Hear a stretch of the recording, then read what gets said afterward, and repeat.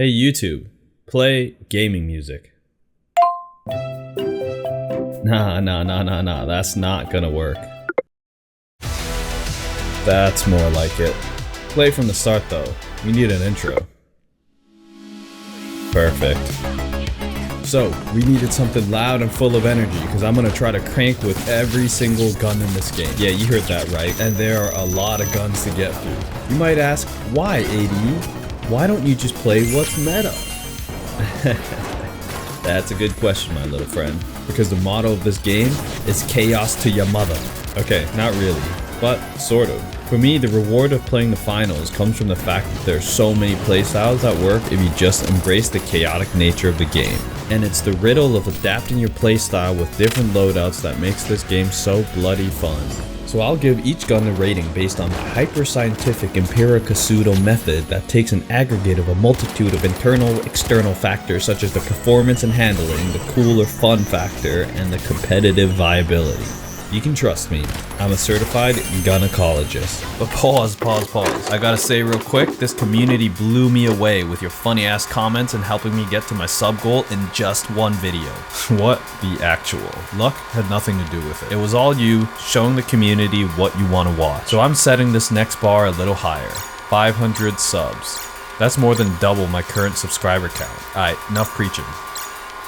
Yo, forget all that. The music is ramping up. Let's get ready to rip. Here's every gun in the finals. You should have seen it coming. We're starting out with everyone's favorite, the only and lonely shotgun for the medium class, the Model 1887. This guy blew my expectations for what a shotgun could be. I thought this was gonna be the beginner-friendly, widespread, low-damage gun for folks with bad aim. But it shoots kind of like a spitball or shooting boba from those thick straws. It's a tight spread of buckshot that does proper damage if you hit it center on. Even if you don't hit center mass, the few stray shots are enough to clap someone even at range. If it sounds like I'm overselling this gun, then you know we have to talk about reloading with the 1887. Not that it's a deal breaker, but man, when you have to reload, you're leaving yourself wide open, spread eagle. So you better be in a good position when you hit that R. It's like somewhere between a juggling act and a sleight of hand magic trick before you get all the shots back up in that gun. The nice thing is that you don't have to wait for a full load to start shooting again. You can interrupt the reloading process at the right times to fire rounds off. Still though, for all 6 shots, it's a fat 4 seconds later before you're ready to rock. But you can't deny how it makes you look like a total badass when you pull off that team wipe and finish it off with a bullet flippity reload. Here's how I rate it. For the performance and handling, I give it a full $93.89 valuation. And that's a really high number, I'm telling you. For the fun and cool factor, the Model 1887 blasted into space with a valuation of $18,887. Yeah, that's out of 10,000. This shit was just mad fun to play. Competitive viability, I'm giving it just under 5K at around $43.73, which brings us to the total valuation of 32,649 bills. Now that's a high bar. Let's see if any of these other guns are worthy or if this little experiment is over. Next up, we're taking a look at an absolute classic, the fabled AKM. In its old age, it may not be the strongest, fastest, or hardest hitting rifle, but it can still do its fair share of assaulting. It gives the impression of a magic magazine that never ends. It's the gun that keeps on giving, but it definitely works harder, not smarter. And I don't mean to knock it, but it is a trade-off. You do less damage, though you also do it for longer. For a majority of people, it's probably not worth the trade-off. But for the cold-blooded savages, it's what makes them feel alive. It's the flex of defeating Goliath with an unending onslaught of pebbles, beaming him like a shadow, tracking with every move. No escaping the rain and pain of the AKM. Yeah, I mean, I guess it's also more beginner friendly if you miss a lot of shots, but I feel like the other way of thinking about it is a little bit cooler. The iron sights were probably the biggest hurdle I had to overcome in terms of squeezing the most value out of this gun, because the farther away enemies are, the harder it is to use the iron sights. So a lot of times, I just forced the issue by picking fights in the mid-range or just surprising them with a little spray and pray up close. And so for performance and handling, it couldn't have been higher than a flat 6 for me. I know it's situational and it depends on a lot of factors, but for most cases, I think it's fair. Looking at the fun and cool factor, you just have to understand that this is an OG beyond the finals, so it gets a cool 99.99. Probably also controversial, but I just think it's straight up giggly fun. Not everything is about optimizing and sticking to some sort of meta. This is a historic gun that deserves its recognition. Competitive viability is a hard one. It feels above average, but not that much above. For me, it's a 29.99, and I think that's fair. It can work, but right hands is all I'm saying. Not everyone can make it work. Alright, let's move on before I draw too much heat. Total valuation, just under 19 G's. The $2 extra can buy the world's smallest violin for you savage AK mains.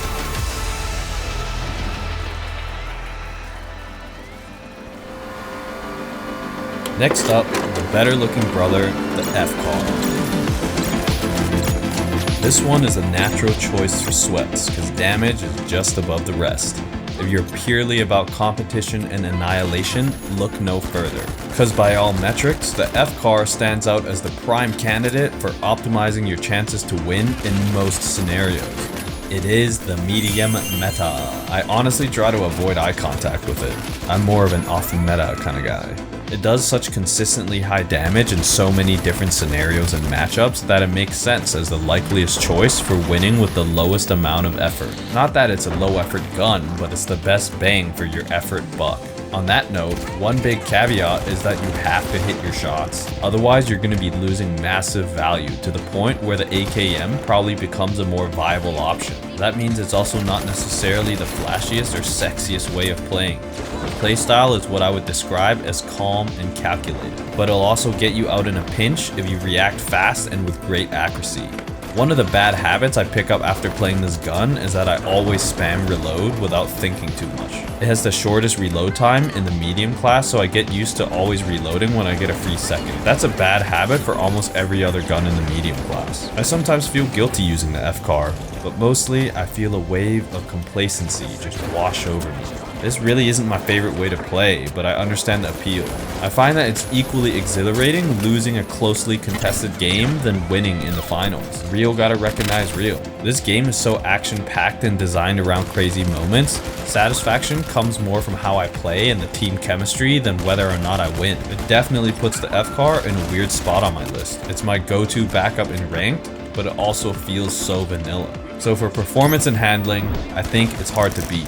I'd say it's $1 shy of 10 Gs. This is essentially the most upgraded AR. Fun and cool factor, I'd give it a measly $99. It can be fun, but that's highly influenced by build. Coolness?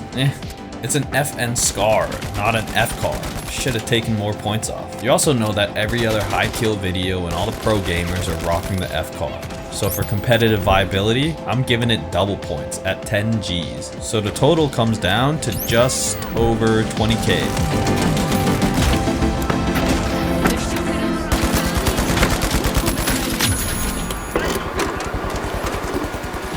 Okay, this one technically isn't a gun, but if the semantics police want to come and find me, so be it. We'll have a Riot Shield face-off, but it's not going to be easy because I've gotten a good hang of this thing. When you're just playing guns with the medium class, you'd never think that a melee weapon would work. You have no stealth, movement is mid, no shield, or a beefy health bar. How would it work? Good thing I'm not a developer on this game because my god did they find a way. And the way is paved with the blood of haters. The shield and baton as a weapon is a work of art. It's stupid fun once you crack the code, but it's not so easy that anyone can just figure it out in a couple of games. The key to starting out is imagining that you're a panther. You watch your surrounding closely and silently sneak around until you identify the right target to pounce. Not just that, but you're waiting for an opening to strike, and actually, you create that opening with positioning and leveraging your shield. Sometimes that situation is baiting people to unload their magazine on your shield as you creep up on them before cracking their melon with your baton. Keeping track of reloading is like playing red light, green light. When they reload, you make your move. If they start shooting, it's dodge and shield. That's in a perfect scenario, but in reality, it gets a little bit messy. You just gotta figure out how to be on top when the dust settles, and that's different from person to person. One of the things is I play on a widescreen, and I wonder if that gives me an edge, because when you're closing a gap on someone shooting at you, you need to walk with them sort of in your left peripheral so that the shield takes the heat, not your health bar. Once you figure that out, you'll be a royal pain in the ass. Enemies will get frustrated and scared, looking for ways to reposition. If you're big brain, this will force them into bad situations that your teammates can capitalize on. I guess that also relies on your teammates, which in this game, sometimes even half a brain is a lot to ask for. I actually had a lot of fun trying this one out, and I think it's actually kind of a valid playstyle. It's definitely a high learning curve, but you can really do work with it. So for performance and handling, I'll give it an even 88-88. Doesn't get full points because of the positioning of the shield. That is like a craft of its own. And if you don't use it correctly, you dead. And for the fun and cool factor, we're looking pretty good. That's a full 10 Gs for me, no points lost. Which leaves us with the hardest rating of this weapon, the competitive viability. There's so much to talk about with the viability of the Riot Shield that I'm just not even gonna talk about it. $4,242. Total value, $23,130. Well, the socialites set the trend and clinched the win in the... Yo, before I even introduced this gun, I had to share this ridiculous moment. I mean, I'm speechless. Nobody saw that. Now, onto the R357. I wanted this gun to be bad, to not be very viable and boring to play, but that just wasn't the case. I thought it was one of these guns that's only fun when you're really good at it. Kind of like the sword on the light class. It takes a lot of work to get good at, but the grinding process isn't easy or fun. But that turned out to be false. I had a lot of fun learning this gun, and I felt like somewhat of a cowboy myself. You know what? Pause the music, let's switch it up. Yo, yeehaw fellas. Let's talk about that old trusty 6-shooter. It really was some good fun to play. I'm no good aiming with the iron sight, so actually I just spent most of the time aiming by feel. What I mean by aiming by feel is just trying to keep track of the center of the screen and aiming with muscle memory, especially when flick aiming. Obviously still relying on visual cues, but this has actually helped me get a faster reaction time because I shoot before my brain even receives visual confirmation. I found that I really needed to be warmed up to play that way, because if you're not mentally and physically calibrated, you will be missing and you will be biting the dust quite a bit. One trick I found myself using a lot was crouching to get more accuracy from my hip fires. This wasn't necessarily intentional, but I found myself doing it in the heat of a firefight. I've still got work to do on this gun though. I'm having a lot of fun on it, but I can still feel that I have a long way to go before I fully master it. Let's talk numbers. P&H, riding at about a 7.654. That's dollars for you. Is it fun and is it cool? Cool as a Rocky Mountain stream, I reckon. $9,357 cool. Now talk about competitive viability. I honestly don't know. It is slicker than a ranch hand's pomade, but the player is what determines whether it'll shoot straight as an arrow or go off half-cocked. Could be a darn tootin' ace in the hole or just a snake in the grass waiting to bite ya. Can I get a 4,500? Sold. Add it all up, $21,511.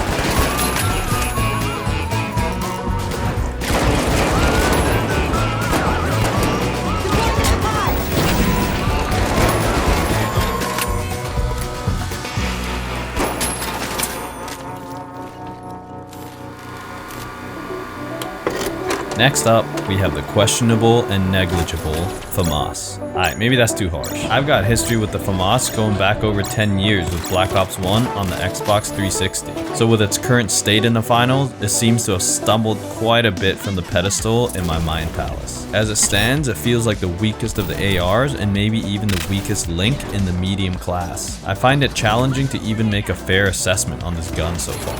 If I had to call out its strengths, it does valid damage in the mid to long range. It definitely does work if you're landing each burst, though as a personal preference, I find it hard to aim with the iron sights. There's just something annoying about it for long range. I just prefer some kind of scope or a dot sight. Honestly, it just feels kind of boring to me. It's either that or I just need to crack the code to the playstyle. It kind of sits in the wheelhouse of being like a sniper, just wanting to stay back away from people and raining poke damage before drawing too much heat and having to reposition to another distant location away from the action. Someone please help me understand this thing. Here's the ranking for the FAMAS with my made up numbers on my made up chart. Performance and handling is a boring 50-50, because from the people I see playing the FAMAS, only about half of them know how to cook. Fun and cool factor is another boring 50-50, because I'm already bored talking about it. 3-round burst is unique about it, I guess. Lastly, I'm gonna give it a solid G for competitive viability. After some simple mathematics, the stock has crashed at $11,100. But there is so much future potential, just not at this point in time for me. Let's move on.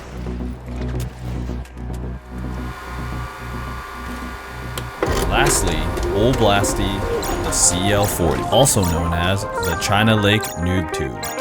My first impression was that it feels like the rocket launcher in Quake. I should also tell you that I've never played Quake, and I'm basing that opinion purely on how it feels to use it. Especially when it's low gravity, it just feels so fun to fly around and launch bombs at people. I hear a lot of complaints about it feeling inconsistent with how damage is registered, but I say, deal with it. In real life, grenade shot explosions are not very consistent or controlled. Okay, you may be technically right in situations where the damage should have been this instead of that. Oh, I hit a body shot, but it only registered 75 damage. Stop your whining already. Not for me, but for yourself. Life's not fair. Just take it into consideration and adjust your playstyle. You're literally just sitting in a pool of your own negativity if you're constantly complaining. Or, an even better alternative, go outside and literally fly a kite, my friend. If you die because of this inconsistent damage, I get that it can be frustrating. And you're right, it probably can be fixed by the developers, but that is outside of your control. Just report the bugs, do whatever you gotta do, and move on. Maybe this means adjusting your playstyle, which would create more optimal situations for you and you don't have to rely on splitting hairs to win a fight. On top of that, if you're losing because of inconsistent damage from the CL40, the reason you're losing probably has nothing to do with the CL40 to begin with. To be fully honest, this is like a non-issue for me, and it's never affected me in any way. Don't get me wrong though, I'm not just defending this gun. I do love it, but I'm also fully aware of its limitations. It can be countered easily by good heavy players, and there are certain areas that are really bad for it. For example, it's near impossible to win a fight against someone on high ground or in an open area. You just have to learn to fight in areas where you have the advantage. The utility is just so good, and it requires questionable aim at best. Aiming mechanics is probably less important than predicting movements with this gun because of travel time and area damage. I just love the ability to sow chaos with this gun, even if it's just with AoE chip damage. It sends people into a panic. A handheld explosion gun is as chaotic as it gets. It gives you an insane advantage fighting in tight areas, especially when you pair it with mines that can be detonated with a shot that's even remotely within the area of explosion. That's what makes it great for defending cash-outs that are riddled with mines, but you do have to practice self-control. With this much power, it is easy to detonate mines that end up denying your team certain areas or objectives, especially if you play without thinking. This is a heavily biased rating, but for performance and handling, it's mid plus. $69.99. It's a weird balance because it's easy to aim but hard to handle since you can easily damage yourself. The fun and cool factor should be pretty obvious. I'ma throw a full 40 G's at it for the CL40. It's like decently viable in a competitive setting, probably up until a certain point. So to me, it's a 4-4-4-4. Total adds up to $51,443.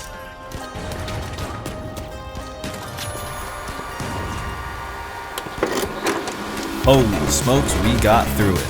Every gun in the medium class.